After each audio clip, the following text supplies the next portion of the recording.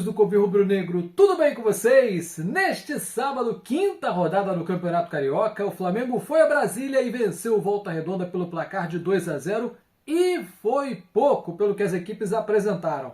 Antes de falar sobre esse jogo, eu preciso lembrar você que já está disponível o clube de membros aqui do Covil Rubro-Negro. Tem 3 faixas para você escolher, R$ 2,99, R$ 6,99 e R$ 14,99, cada uma com o seu nível de vantagens diferente. Por exemplo, tem leitura e resposta prioritária de comentários, um selinho para mostrar quanto tempo você está apoiando o canal que mais cresce no YouTube, vídeos que chegam primeiro para quem é membro, vídeos que só quem é membro consegue ver, sorteios exclusivos e, claro, um grupo de WhatsApp exclusivo só com membros do Covil Rubro-Negro espalhados pelo planeta Terra para você trocar ideia. E também tem emojis exclusivos para você usar em qualquer uma das lives do Covil. Não perca mais tempo, clica já no Seja Membro, escolha aquele plano que cabe no seu bolso e venha fazer parte dessa família. Agora sim, meus amigos, vamos falar dessa partida. Primeiro, jogo oficial do time principal do Campeonato Carioca, né? As 4 primeiras rodadas foram tocadas pelo Sub-20, reforçado de alguns atletas, digamos assim, descartados, pelo menos por enquanto, pela diretoria. E a partir de agora é a equipe principal já se preparando para a primeira taça do ano, que é semana que vem. Semana que vem, se Deus quiser, já tem grito de é campeão aqui no Covil. Bom, nesse jogo da quinta rodada, né, contra o Volta Redonda, lá em Brasília, entramos com um time bem parecido com aquele que enfrentou o São Paulo em amistoso na semana passada.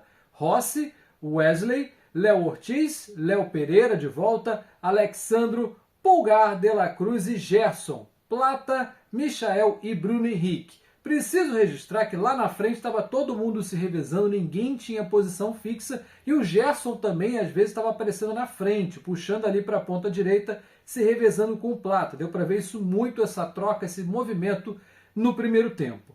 Bom, os primeiros minutos foram de pressão total, o Flamengo partiu para cima como se estivesse perdendo o jogo por uns 2-0, e o Volta Redonda bastante acuado, nada que me surpreendesse nesse primeiro momento. Aliás, só uma coisa me surpreendeu, o Flamengo jogar mais pelo lado direito do que pelo esquerdo.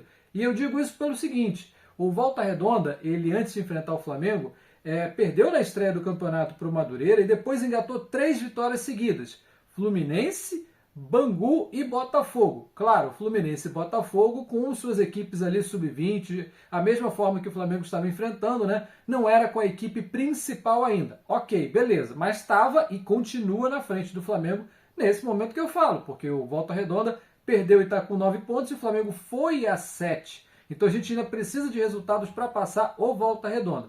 Mas no jogo contra o Botafogo, eles perderam o Caio Tenório, lateral direito, no meio do segundo tempo. Venceram por 2-1, o Botafogo ainda teve chance de empatar de pênalti, mas o Volta Redonda conseguiu segurar o resultado. Então o Caio Tenório, cumprindo suspensão nessa rodada, deu lugar ao Wellington Silva. Sim, aquele Wellington Silva que jogou no Flamengo em 2012 e largou a gente pelo Fluminense por causa de 10 mil a mais no salário. Ele era jogador emprestado pelo Resende. Quando terminou o empréstimo, preferiu pular o muro para o Fluminense. Bom, deu no que deu. Em 2013, no campo, o Fluminense caiu com o Wellington Silva. Depois foi aquele tapetão que a gente já conhece. Mas o Wellington Silva, com seus 36 anos de idade, foi escalado como titular na ausência do Caio Tenório.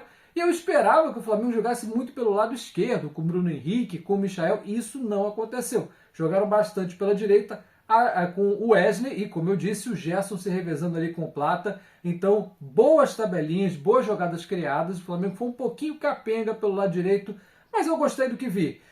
Só não gostei dos muitos erros de passe. É normal para essa época do ano, né? Os jogadores estão voltando de férias, segundo jogo oficial deles, então nem todo mundo está 100%, né? Às vezes o pé está um pouquinho curto. No jogo de semana passada eu até falei, né, muitas faltas no jogo contra o São Paulo exatamente por causa disso. Jogadores ainda não estão com pique, então às vezes preferem parar uma jogada na falta do que dar aquela corrida, porque às vezes não vai chegar, corre para não chegar. É normal nessa época do ano, beleza, dá para dar um desconto.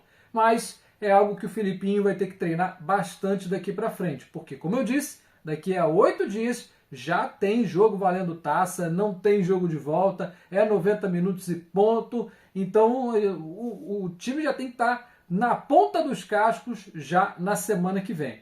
O Volta Redonda, como também eu esperava, se fechou muito do meio para trás. Dava a bola no pé do Flamengo à vontade. Cruzou o campo de ataque, é aí que eles marcavam. E marcam bem. Rogério Correia, comandante dessa equipe, que é o atual campeão da Série C, vai disputar a Série B esse ano, botou a equipe para marcar muito bem, soube estudar o jeito do Flamengo do Felipe Luiz jogar, tanto que ficou difícil. Por muito tempo o Flamengo furou ali tentando achar um espaço e não conseguia. E quando conseguia, chutava tudo que dava jeito. O Gerson, muito protagonista no primeiro tempo, e o Michael também, parecia que estava brigando por um prato de comida. Toda jogada o nosso robozinho estava lá. E ele foi premiado com seu esforço. Depois da parada técnica, o próprio Rogério Correia não estava satisfeito com a sua equipe, fez uma substituição ali com 35 do primeiro tempo, nem quis esperar o intervalo.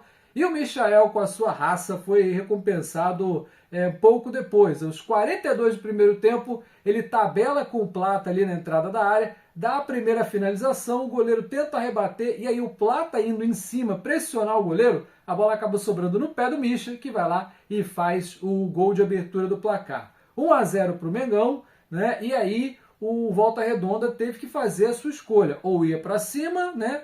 Se abrindo, dando espaço para o Flamengo, ou se contentava de perder de pouco. Essa foi a decisão para o segundo tempo. Por falar no segundo tempo, no intervalo, o Felipe Luiz fez uma substituição.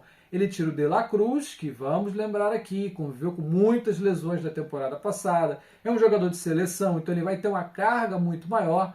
Então o De La Cruz optou-se por substituir o uruguaio para a entrada de Arrascaeta. Sai um uruguaio, entra outro uruguaio. Coincidentemente, na seleção do país deles, eles não costumam jogar muito juntos. Não são jogadores exatamente da mesma posição, mas é difícil de ver os dois atuando ao mesmo tempo, a não ser quando o Uruguai está precisando de resultado. Então o Arrascaeta entra para fazer, às vezes, de camisa 10. A partir de hoje ele veste o manto histórico que pertenceu ao Zico, né? E assim, com muita justiça. O Arrascaeta soube esperar essa oportunidade, está 6 anos no Flamengo, 13 títulos, viu o Diego Ribas ser multicampeão com a camisa 10, esperou a sua oportunidade, veio aí o Gabigol, usou a camisa 10 e, na minha opinião, acho que foi errado terem dado direto para o Gabigol, já poderiam ter passado para o Arrascaeta ou para o Gerson, mas não vou ficar aqui sendo engenheiro de obra pronta, né? Tudo isso é passado. O fato é que o Arrascaeta soube esperar a sua oportunidade e a partir de agora é ele quem representa a nação rubro-negra vestindo finalmente o manto número 10. E aí ele entrou como meia, que na posição de segundo volante sai o De La Cruz e volta o Gerson para essa posição. Foi a única mudança no intervalo da partida. E deu certo instantaneamente. De novo o Flamengo na pressão. No primeiro minuto do segundo tempo, jogada pela direita, o Plata vai lá, limpa todo mundo e dá um chutaço de fora da área, um golaço maravilhoso, como às vezes só ele consegue fazer. Eu critico muito o futebol do Plata, não acho que tenha, neste momento, né, futebol para ser titularíssimo do Flamengo. Quando o Cebolinha voltar, quando o Pedro voltar, então, nem se fala. Mas é aquele que está marcando seus gols. Marcou o último gol da campanha na Copa do Brasil, esse gol muito bonito contra o Volta Redonda, então ele está galgando seu espaço, o equatoriano está conseguindo ganhar alguns fãs na nação rubro-negra. E com 2-0 no placar, parece que ficou ali um jogo de comadres, né? Tanto o Volta Redonda não queria perder de muito, e o Felipe Luiz já viu que o jogo estava controlado, Volta Redonda entregue, essa é a palavra, não conseguiam dar 5 passes, não conseguiram chutar a gol no Rossi, para você ter uma ideia. Eu não vi, eu trabalhei nesse jogo, não me recordo de um chute a gol da equipe do Volta Redonda durante todos os 90 minutos. Né? Quando muito, no segundo tempo, eles chutaram uma bola ali, que o Rossi defende, vai para o escanteio, mas na direção do gol mesmo, não vi nenhuma bola assim muito potente da equipe do Volta Redonda que pudesse dar algum trabalho. Bom jogo da dupla Léo Ortiz e Léo Pereira. Léo Ortiz chegou um pouquinho atrasado, né? Tomou um cartão amarelo de besta no final do primeiro tempo, mas ainda assim foi uma atuação muito sóbria. Eu gostei bastante do que eu vi. E aí o Felipe Luiz, com o resultado controlado, fez mais substituições. Ali, por volta dos 14 do segundo tempo, ele faz uma alteração tripla. Tira Bruno Henrique, Alexandro e Wesley para as entradas de Ayrton Lucas, Varela, né, substituições que ele costuma fazer todo jogo, né, trocar os laterais, e o Bruno Henrique sai para a entrada do Juninho, o Juninho do Karabag, né, que veio lá do Azerbaijão, o Karabag brabo, né, da nação, com a camisa número 23, estreou, teve meia hora para mostrar o seu futebol, um pouquinho afobado, um pouco nervoso, o Arrascaeta estava um deboche nessa partida, toda hora lançando os caras na boa, e o Juninho, como não está muito entrosado com ele, perdeu um gol feito na entrada da pequena área, mas ó, já xinguei outros atacantes do Flamengo por muito menos, dá para dar um desconto para o Juninho, pelo menos por algumas partidas, até porque ele precisa se adaptar ao futebol nacional. E no finalzinho do jogo, ali nos 37 do segundo tempo, o Michael saiu para a entrada do Alan, né? Não fedeu nem cheirou, o jogo já estava absolutamente controlado, todo mundo rezando para o jogo acabar. E aí o Alan entrou para jogar 6 minutos e não acrescentou absolutamente nada.